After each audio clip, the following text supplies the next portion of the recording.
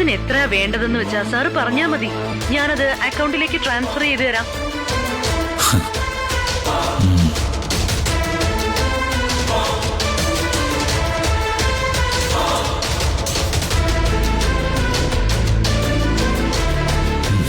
അമ്മേ മതി, ഇത്രയും മതി. ആ എസ് ഇതിൽ കൊടുങ്ങും.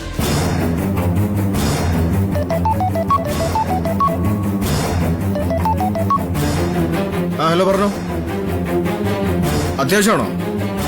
നോക്കട്ടെ. അനി നമ്മുടെ മാനേജർ ജോർജാ വിളിച്ച.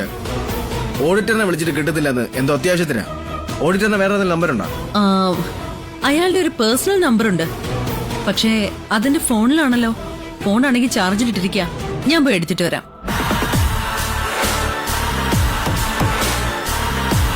എടാ, ഇതിപ്പോ എങ്ങനെ അയക്കുന്നേ?